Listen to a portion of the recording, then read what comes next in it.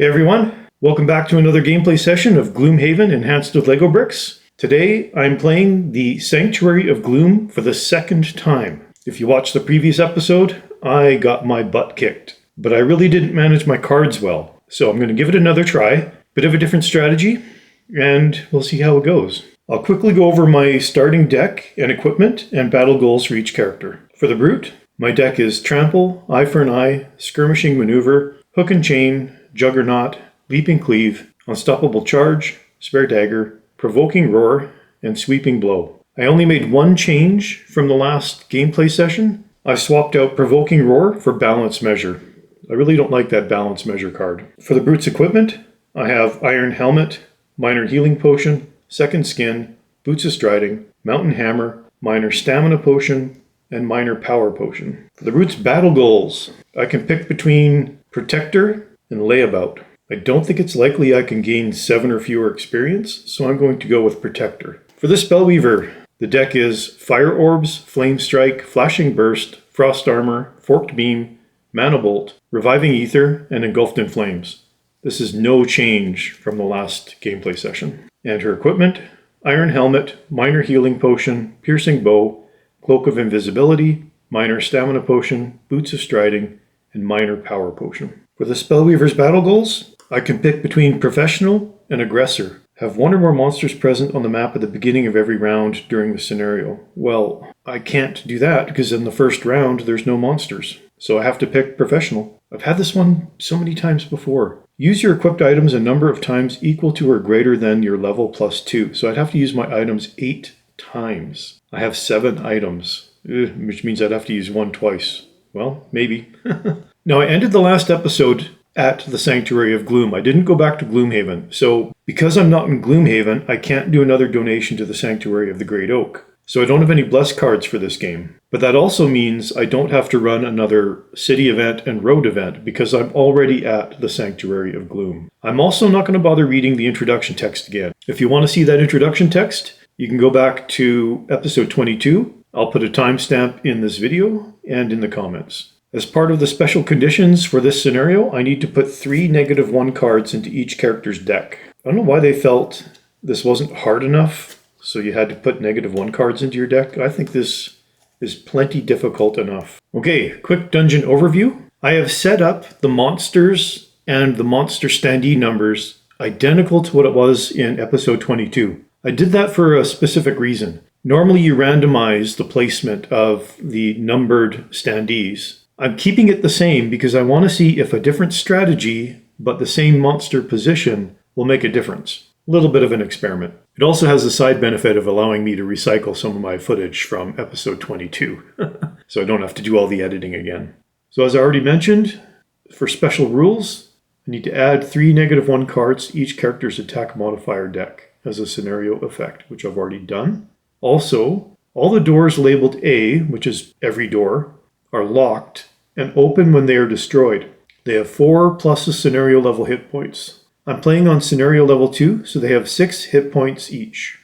I'm going to label them door number 1, door number 2, and door number 3. Really quick dungeon overview. There are 4 rooms total. The first room in the middle is the main room. In it, there's a nest, which is considered an obstacle. Otherwise, there's no monsters in the first room. In room number 2, there are 6 monsters with 2 elites. In room number 3, there are 5 monsters with 2 elites. And in room number 4, there are 6 monsters with 1 elite. Now, the goal of the scenario is to just kill all the monsters. There's a lot, 17 total.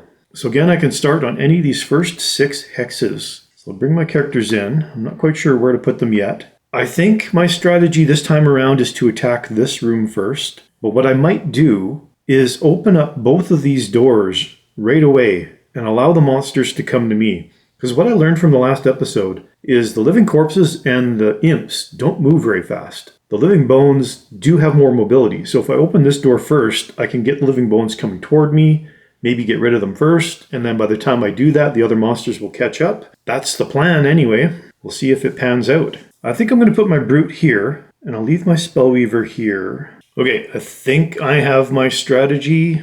Let's get started and see how this goes. Start of round 1. Okay, my Brute goes first. First thing I'm going to do is right away, I'm going to use my mountain hammer to summon a warrior spirit. I'm using my zombie pirate minifig to represent the warrior spirit, and I'm going to put it where to put it. I think I'll put it right here. Now this guy's got a health of 4. It will not act in this round. Now I'm going to use the upper part of hook and chain to attack door number 3 with an attack of 3, -1. So I hit the door for 2. Now I'm using the bottom of skirmishing maneuver to attack the door again with another attack of 3, +1. So I hit the door for 4. Door only had 4 health left. That's enough. The door has been opened. So this room is now open. Inside there are 3 living bones, 2 normal, 1 elite black imp, and 1 normal living spirit. And 2 rubble tiles, which are difficult terrain, which means it takes 2 movement to get through them instead of 1. Next act actually is the living spirit. So it can move 3 and it can fly. And its ability card says to target all enemies within range. Well, its range is 3. So in order to get within range, it has to move 3 and it can fly. So it's actually going to go 1, 2, 3. Target all enemies within range. -1 to attack. 1, 2, 3 to the warrior spirit. 1, 2, 3 to the brute. So both are within range. So for determining line of sight, you can always go from the corner of one hex to the corner of another. With the warrior spirit, the corner of this hex can be seen by the corner of this one. So that means the living spirit has line of sight to the warrior spirit, and there's no question that it has line of sight to the brute. So it's going to attack them both. It's going to attack the brute first with an attack of 1. Oof, +2. The brute will get hit for 3. Not the start I was looking for. Now targeting the warrior spirit, +0. Warrior spirit gets hit for 1. And that's the end of the living spirit's turn. Spellweaver's next. I'm using the upper part of flashing burst for an attack of 3, and actually I'm going to go for door number 1. I can't reach any of these monsters without moving, and I don't want to get my Spellweaver any closer to that door, so I'm going to just attack the other door. -1, so I hit door number 1 for 2. This puts a light element into the element table. Now the bottom of Flame Strike, I'll use it for the base movement of 2, and I think I'm just going to move here. This gives me a few more options if I want to attack that other door. The Imp is next. Well, it'll just move 1, right there. 1, 2, 3, and it's not close enough to attack anybody. Living Bones is next. The Elite always acts first. Target 1 enemy with all attacks. Okay, so it can move 4. Well, there are 2 equal hexes that the Living Bones can get into to attack the brute. It will attack the brute because the brute went first in the round. I'm going to roll 4-sided die and say 1 to 2 it goes here, 3 to 4 it goes there. 4. And it will attack the brute with an attack of 3. Oof, 2 times. Well, I can use my iron helmet, which will make that a +0 instead, but still I get hit for 3. This is not the start I was hoping for. Now it will attack the brute again, +1. Oh man, the brute gets hit for 4. That's horrible. Living Bones number 1 goes next. It can move 3, so it'll go 1, 2, 3, and it's not close enough to attack anybody. Now Living Bones number 3, it can move up to 3, but it can only move 1. It'll move there. And again, it's not close enough to attack anybody. Oof, what a start. That is the end of round 1. What a brutal round that was. Light goes to waning. Shuffle symbol on Living Spirit. Well, I'm glad I didn't open 2 doors at the same time. Shuffle the monster deck already as I drew the 2 times card. The Iron Helmet item has come in handy so many times. I mean, having a monster hit you for like 4 damage and then drawing a 2 times card and then be 8, that is brutal. Start around 2. Well, the warrior spirit will go first. It can move 1. It'll move right here. I've got a choice of attacking Living Bones number 1 or Living Bones number 6. I think normally I would roll for this, but I'm going to choose to attack Living Bones number 6. Then attack of 3, rolling modifier muddle. Oh, +3. Wow. So I hit Living Bones number 6 for 6, but it has a shield of 1. It will take 5 damage, down to 2 health. And it is now muddled. Muddle gives it disadvantage on its attacks. Brute is next. I'm going to use the upper part of Unstoppable Charge for an attack of 5 and try to get rid of this Elite Living Bones. +0, hit it for 5, -1 for the shield, hit it for 4. It only had 2 health left. That will do it. Living Bones number 6 has been eliminated. Now I'm going to use the bottom of Eye for an Eye to heal myself for 2. I'm also going to use my minor healing potion to heal myself for another 3. That gets consumed. Eye for an Eye puts the earth element into the element table. And I'm also going to use my minor stamina potion to recover 2 of my discarded cards. And I want Unstoppable Charge and Skirmishing Maneuver. Spellweaver's next. I'm going to use the bottom of Frost Armor to move 2. Move over here. Now the upper part of Fire Orbs, for an attack of 3, I can target 3 enemies. So again, checking line of sight. The corner of the Spellweaver's Hex can see all 3 of the living bones through the door. I really want to get rid of these living bones, so I'm going to use my piercing bow. During my ranged attack, ignore all shield values for the entire attack action. And I'm also going to use my minor power potion. Get +1 added to my attack. So I can ignore the shield and I get an extra attack. So my attack is now 4 and I can ignore the shield. So attacking Living Bones number 1 first, -1. I hit it for 3. That'll just be 3 damage because I can ignore the shield. Now, oh, one of these is a living spirit. Well, I'll target the living spirit next because it also has a shield. Attack of 4 +0. I can ignore the shield. It only has a health of 2. That living spirit is toast. Now Living Bones number 3 +0. Again, I can ignore the shield, so that's 4 damage.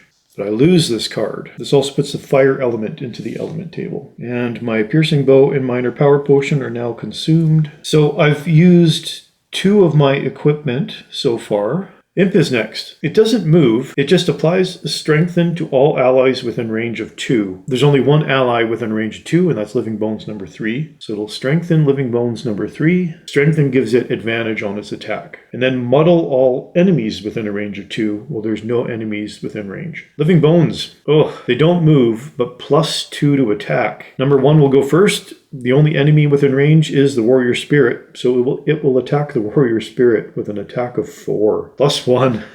Well, it hits him for 5. It only had a health of 3. The Warrior Spirit has been eliminated. I got 1 good hit out of him. Now, Living Bones number 3. There's no enemies within range of its melee attack, so the strengthen can come off. And that is the end of round 2. Light goes to inert, earth and fire go to waning. Well, I'm feeling a little bit better now. Start around 3. My Spellweaver goes first. I'm going to use the bottom of Mana Bolt to heal the Brute for 3. The Brute's back up to 18 health. Now the upper part of Engulfed in Flames to attack Living Bones number 1 with an attack of 4. +1. Oof. Hit it for 5. It only had 2 health left. Has a shield of 1, so I hit it for 4 still, and it's enough to get rid of Living Bones number 1. This puts the fire element into the strong column of the element table. Brute is next. I'm using the bottom of Leaping Cleave for a move of 3, the jump, but I'm also going to use my Boots of Striding to get another 2 movement. I just don't want this black imp to attack anybody. So I'm going to go 1, 2, 3, 4. This puts the air element into the element table. Now the upper part of Provoking Roar, I'm attacking the black imp with an attack of 2 and a disarm. +1. I hit it for 3 and I disarm it. So the black imp would have gone next, but is disarmed. And now that it's the end of its turn, the disarm can come off. That didn't last long. Living Bones, move and attack. Well, it doesn't need to move, it's next to the Brute, so it will attack the Brute with an attack of 2. +1. Brute gets hit for 3. That is the end of round 3. Earth goes to inert, fire and air go to waning. Start around 4. My Spellweaver will go first. I'm using the bottom of Reviving Ether for a move of 4. 1, 2, I think I'm going to move here just to get on a coin. I want to get a little bit of money out of this game. Now the upper part of Forked Beam, attack of 2, range of 3, I can target 2. So I'm going to attack Living Bones number 3 first. I have disadvantage because I'm within melee range. First card, +1. Second card, +1. So the worst is +1. I attack for 3, it has a shield of 1. That'll do it. I hit for 2, it's only got a health of 1 left. Living Bones has been eliminated. The Brute goes next. I'm using the upper part of Unstoppable Charge for an attack of 5 and going for that imp. +1. I hit it for 6. It only had a health of 5. That'll do it. Imp is gone. Well, now the bottom of Spare Dagger I can use for a movement of 2. And I will move into the door here. Well, I got rid of both of the monsters before they had a chance to attack. That's awesome. So end of round 4 cleanup. Fire and air go to inert. Shuffle on the imp deck. Okay, I'm definitely feeling better now than I did after that disastrous first round. So one room at a time seems like the best strategy here. And honestly, I think that was the most difficult room. Well, maybe not. The next room here with these imps, because they have a ranged attack. They don't move very fast, but I got to get that other door open now. Both the Spellweaver and the Brute are sitting on a coin. Spellweaver doesn't have any cards, so I have to do a short rest on the Spellweaver. 7 cards in my discard. I'll roll my 8-sided die. 1. I'm losing Forked Beam. Get the rest in the back. Start around 5. I think I'm going to go to this room here next. Spellweaver goes first. I'm using the bottom of Flame Strike just for the base movement of 2, but I'm also going to use my Boots of Striding to get another 2 movement. Go 1, 2, 3, 4, and attacking door number 1 with the upper part of Flashing Burst, with an attack of 3, +1. I hit it for 4. It only had 4 health left. This puts the light element into the element table. This door is now open. Now in this room, there are 3 black imps, 1 elite, 2 normal, and 3 living corpses, 2 normal and 1 elite. There's also a difficult terrain and a nest, which is an obstacle. Well, the Brute goes next. I'm using the bottom of Trample just for the base movement of 2. Just want to get closer to that door. So I'm going to go 1, 2. Now the upper part is Skirmishing Maneuver. Attack 2, move 2, attack 2. Well, I'm not going to do the attack, so I'm just going to use it for the move. And I'll move another 2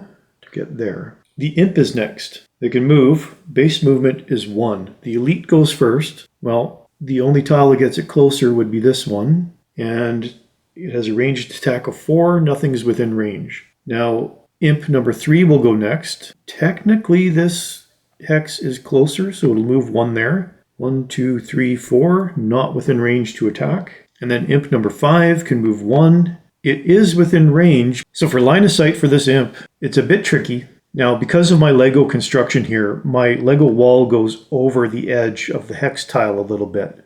So I have to go by the actual profile of the hex, not my Lego construction here. If I were to draw a line from the corner of this hex here to the corner of the Brute's hex over here, it clips the corner of the wall. And I'm going to say that means I do not have line of sight because it hits the corner of this hex, and that's a wall. If it didn't touch the corner, there'd be line of sight, but because it touches the corner, I'm going to say the line of sight is blocked, so no attack. Living Corpse is next. They can all move. Base movement is 1. The Elite will go first. Now, normally I would roll a dice for this, but when it goes to determining which hex is closer to an enemy, I'm going to go by the actual outer profile of the hexes. So if I were to draw a straight line from this corner to the Brute, it would be a shorter line than if I went from this corner to the Brute. At least I think so. So I'm going to say that it moves here.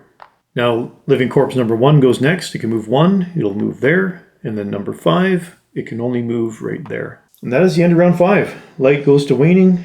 Shuffle symbol on the Imp deck. Brute is down to 2 cards. I'm going to do short rest on the Brute. 8 cards in my discard. 6. I'm losing Leaping Cleave. Will I get the rest back? Start around 6. The Imp goes first. All they do is shield and then heal. They don't have any damage, but now they all have a shield of 5. Next is the Spellweaver. I'm going to kind of play defense here. I'm going to use the bottom of Mana Bolt to heal the Brute for 3. Now the upper part of Engulfed in Flames, I'm actually going to attack this door with an attack of 4. +1, I hit it for 5. It is down to 1 health left. This puts the fire element into the element table. Brute is next. I'm going to use the upper part of Skirmishing Maneuver just for the movement of 2 because I can't use any of the attacks. And I'm actually going to go 1, 2. I know it seems kind of unusual, but I want to be out of line of sight of the black imps. Now the bottom part of Juggernaut, on the next 3 sources of damage, suffer no damage instead. Probably a little bit early to be using that, but I don't want to waste a turn. This is persistent until it's consumed. Living Corpse is next. They can move and attack. Well, again, Living Corpse number 3, the Elite will go first. I'm going to say it moves there, but it has a melee attack, so it can't attack. Living Corpse number 1, it will move there. And now Living Corpse number 5 can't move anywhere. It can move here, but that would get it further away from its focus target. That is the end of round 6. Light goes to inert, fire goes to waning. Shuffle on the Living Corpse. Start around 7. I'm going to declare a long rest on the Spellweaver. Well, my brute goes first.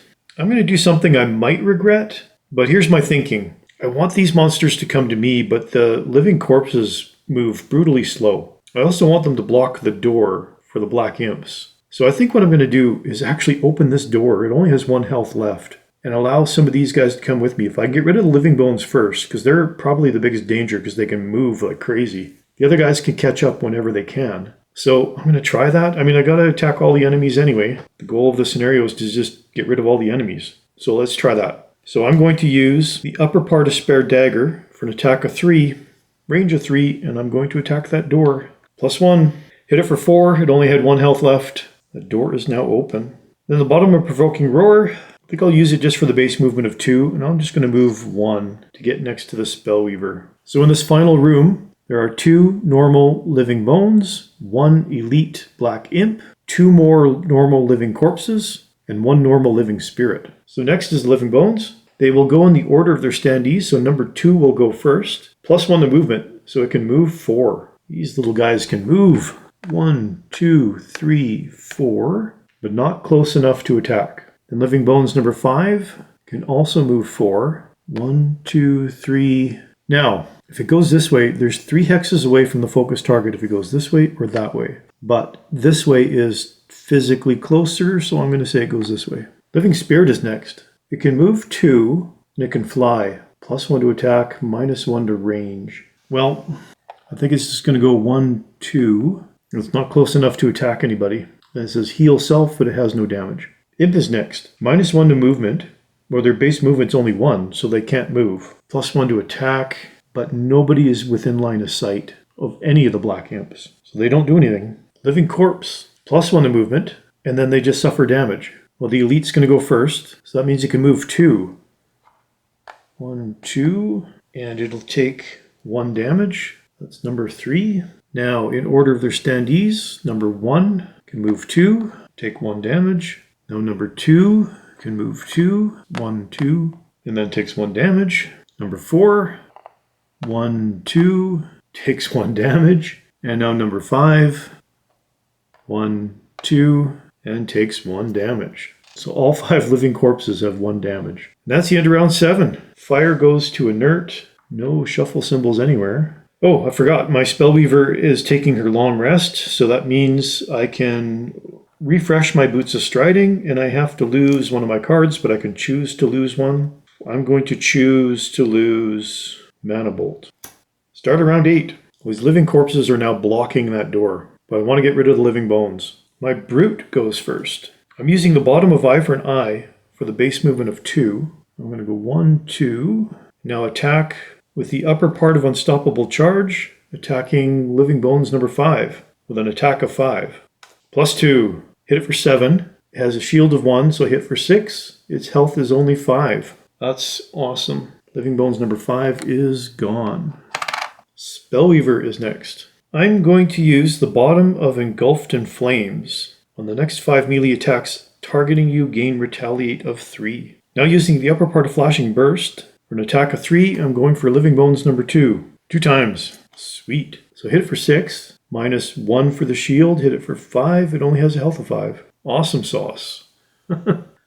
Living bones number 2 is done. This puts a light element into the element table. Now there's no more living bones, so I'm going to remove the tray from the game here. Small correction. The living spirit was supposed to go before the Spellweaver. It had -1 to movement, +1 to attack, and muddle. So it can move 3, -1, it can move 2, and it can fly. So because it can fly, this difficult terrain doesn't mean anything to it. So it can actually go 1, 2, and hover over top of the difficult terrain. Its range is 3.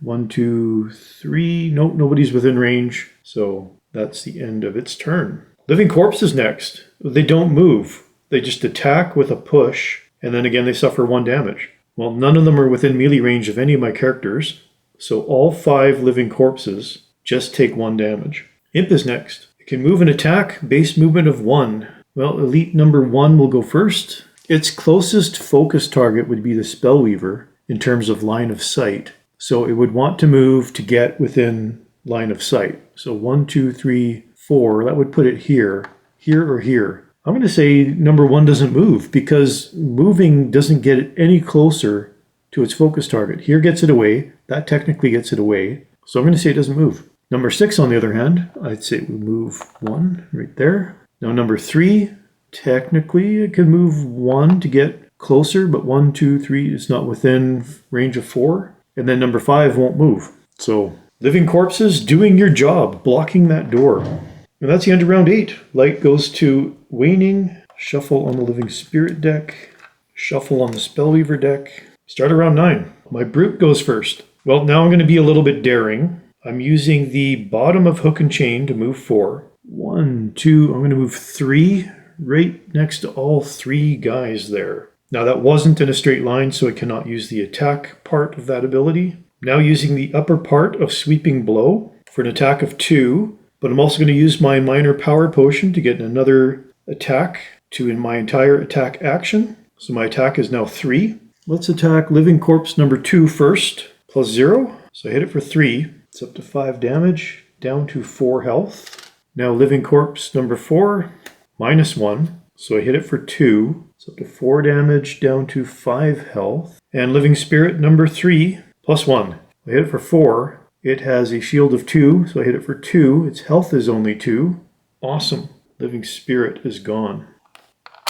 Imp is next. Plus 0 to movement, negative 1 to attack, target 2. Well, imp number 1 goes first. Technically it'll move 1. Now elite imp number 6 will go next. It doesn't need to move because it's within a range of 4 of the brute. So it'll attack the brute with an attack of 1, plus 1. The brute would have been hit for 2, but I can consume a charge of Juggernaut, block that damage, but I still get poisoned. Now imp number 3 can move 1. 1, 2, 3, still not close enough to attack. Spellweaver's 5 away. Imp number 5 will not move because moving will not get it any closer to the focus target. Living corpse is next. Well, the elite will go first. It can move. I think it'll move here because that one technically is the closest to the spellweaver, but it's not close enough to attack. Now living corpse number 1 can move 1.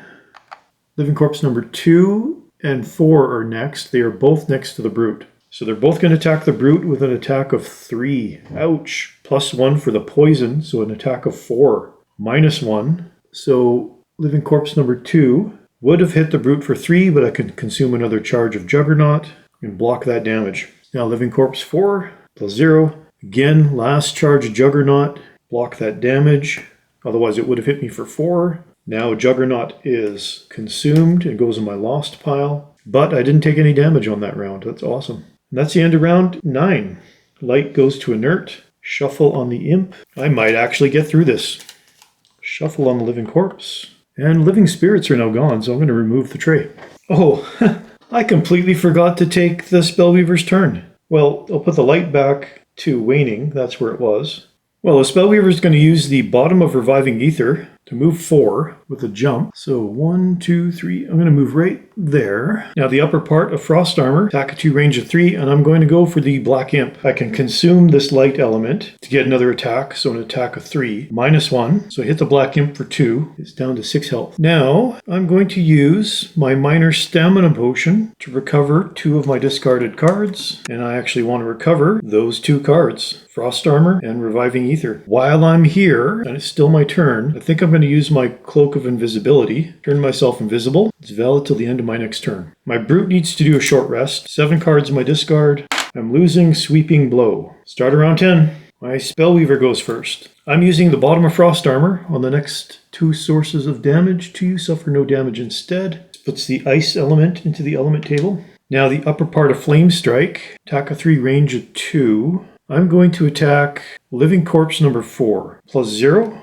I hit it for 3. It's up to 7 damage. Down to 2 health. Now the invisibility can come off of me. It's the end of my turn. Imp is next. Can move and attack. Well, the closest enemy now is the Spellweaver. So it will attack the Spellweaver. Doesn't need to move then. It will attack the Spellweaver with an attack of 2. Minus 1. Spellweaver would have been hit for 1, but I consume a charge of Frost Armor. And I absorb that damage, but I now get poisoned. I hate this poison, man. Brute is next. I'm using the bottom of Hook and Chain to move 4. I can actually go 1, 2, 3, right there. and attacking the Black Imp with the top of Unstoppable Charge, with an attack of 5, +1. So I hit it for 6. It had 6 health left. Black Imp is gone. Just to back up, I forgot about these other Black Imps. See, this gets difficult now because the focus target's way over there. So to get within range, 1, 2, 3, that would be here. So Black Imp number 1 would move 1. Black Imp number 3 would move 1. Number 5 is still just kind of stuck because moving doesn't get it any closer. Living Corpses are next, and there's a lot of them. So they can all move 1. Well, the Elite will go first. It'll just move 1. Now Living Corpse number 1 can move 1. Number 2. So there's 2 equal hexes it can get into to attack the Spellweaver. I'm going to say 1 to 2 it goes there, 3 to 4 goes there. Roll my 4-sided die. 4. And it'll attack the Spellweaver with an attack of 3, -1. So I would have been hit for 2, but I used the last charge of Frost Armor. Oh, sorry, I forget the poison. I'm poisoned, so I would have been hit for 3. Still I block it. Now Frost Armor is now done. Goes in my lost pile. But now I can activate a charge of Engulfed in Flames and do 3 damage, retaliate damage, to Living Corpse number 2. That will put it up to 8 damage, 1 health left. Now Living Corpse number 4 can move 1 and attack the Spellweaver, again with an attack of 3 +1 for the poison, so 4 +0. This time I will get hit for 4. Ouch. It's a big hit on the Spellweaver. But I consume another charge of Engulfed in Flames and do 3 retaliate damage to Living Corpse number 4. It only had 2 health left, so that will get rid of it. I forgot to remove the Black Imp. Definitely don't want to leave that there. Now, Living Corpse number 5 can move 1 into the door. End of round 10 cleanup. Ice goes to Waning. Shuffle symbol on the Living Corpse. Well, I definitely have a fighting chance to get this done. Start around 11. I'm going to declare a long rest on both the Brute and the Spellweaver. So I don't need to draw any cards. They both have initiative of 99. Well, the Imp will go first. Number 1 will just move 1. Number 3 can't move. And then number 5 can finally move 1. Living Corpse. +1 to movement. Suffer 1 damage. So they can all move 2. Living Corpse number 3 will go first. 1, 2. And take 1 damage. Now number 1. 1, 2. Take 1 damage. Number 2 doesn't need to move. It's already next to the Spellweaver. Doesn't attack. It's just going to take 1 damage. Oh, Living Corpse number 2 only had 1 health left. Well, that's a happy accident. So Living Corpse number 2 is gone.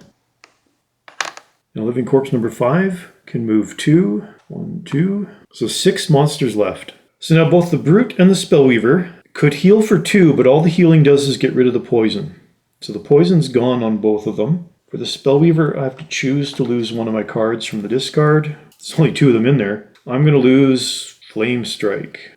Get the other one back. For the Brute, I'm going to lose Hook and Chain and get the other one back. I can also refresh my Boots of Striding on the Brute. End of round 11 cleanup. Ice goes to Inert. Shuffle symbol on the Imp. Start around 12. My Brute goes first. I'm using the bottom of Provoking Roar just for the base movement of 2. I'm also going to use my Boots of Striding to get another 2 movement. I'm going to move 4. 1, 2, 3. Should I stay 3? Yeah, I'll just move 3. That way I'm sitting on a coin. And I'll attack Living Corpse number 3 with the upper part of Unstoppable Charge with an attack of 5 +0. Hit it for 5. Spellweaver's next. I'm running out of cards. I'm using the bottom of Flashing Burst to move 4. I'm actually going to move right here. Now the upper part of Reviving Aether to recover all of my lost cards. And I lose this card in the process. This puts the Dark Element into the element table. Living Corpse is next. They can move and attack +1 to movement, -1 to attack. Well, the Elite will go first. Doesn't need to move. It's going to attack the Brute because the Brute went first in the round with an attack of 3. Null. Sweet. So no damage to the Brute. Now Living Corpse number 1 will attack the Spellweaver, this time with an attack of 2. +1, so I get hit for 3, down to 4 health. But another charge of Engulfed in Flames will activate, and I do 3 damage to Living Corpse number 1. Now Living Corpse number 5 can move 2, and again attack the Spellweaver with an attack of 2, +0. Spellweaver gets hit for 2. Oof, down to 2 health. Another charge of Engulfed in Flames can activate, do 3 damage to Living Corpse number 5. Imp is next. -1 to movement, so they cannot move. +1 to attack.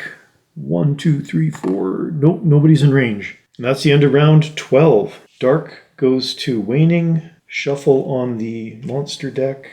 This is still incredibly difficult. No other conditions. Start of round 13. The imp goes first. Well, they all just shield themselves and then heal. None of those guys have any damage. Spellweaver's next. I'm using the bottom part of Frost Armor. On the next 2 sources of damage to you, suffer no damage instead. Puts the ice element into the element table. Before I forget to do this, I'm going to use my minor healing potion. Heal myself for 3. Kind of meant to do that on the last round, but I forgot. Now I'm using the upper part of Forked Beam. Attack 2, range 3, target 2. I know I'm in melee range. I can't avoid that. I still want to do the attack to take my chances with a disadvantage. Let's attack number 1 first. Attack 2. First card, wound +1. Second card, +1. Well, the worst of that would just be +1. That's an attack of 3, but Living Corpse number 1 only had 3 health left, so that'll get rid of Living Corpse number 1.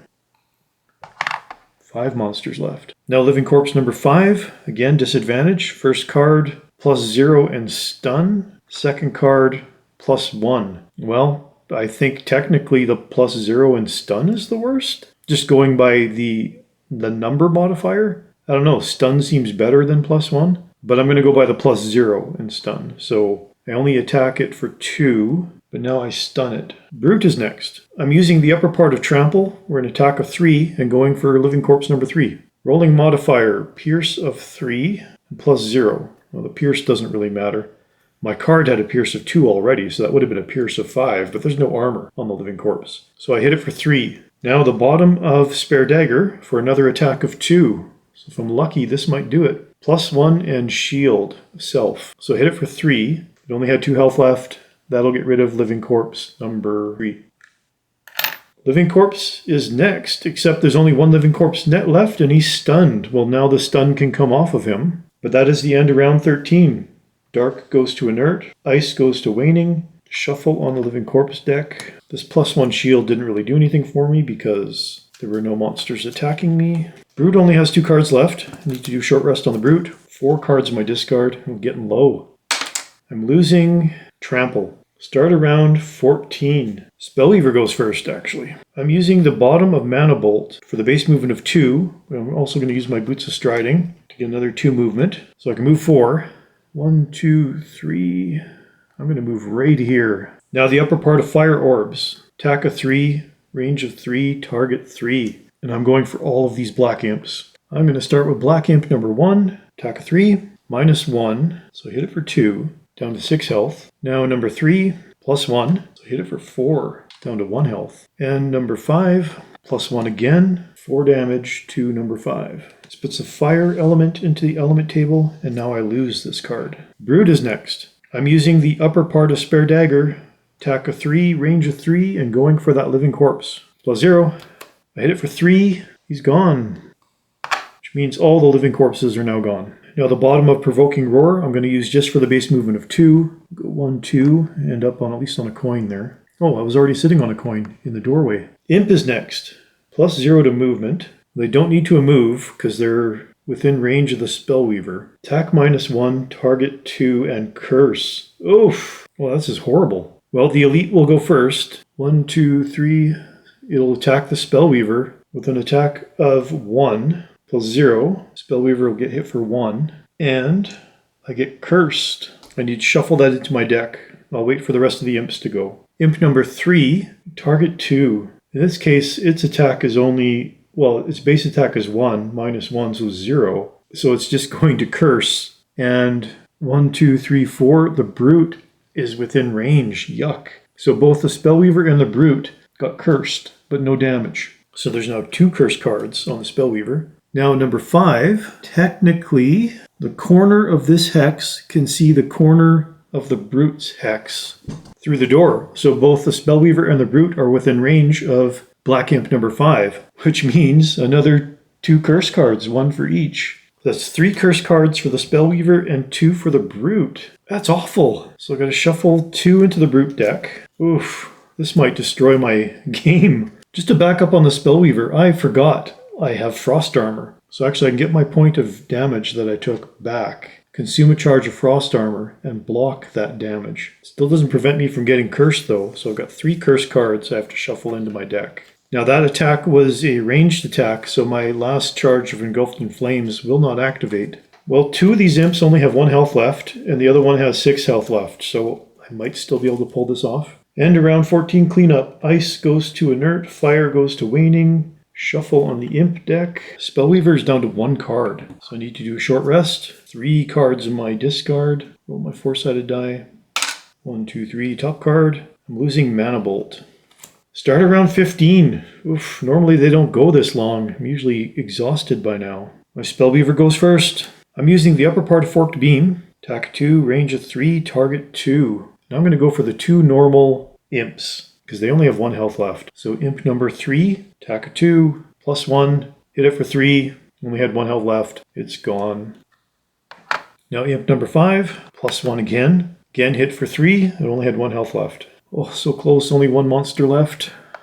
Now, the bottom of Flame Strike, it's out of my range to attack, so I'm just going to use it for the base movement of 2. Go 1, 2, might as well get a coin. Brute is next. I'm using the bottom of Unstoppable Charge for a move of 4. Oh, I was on a coin.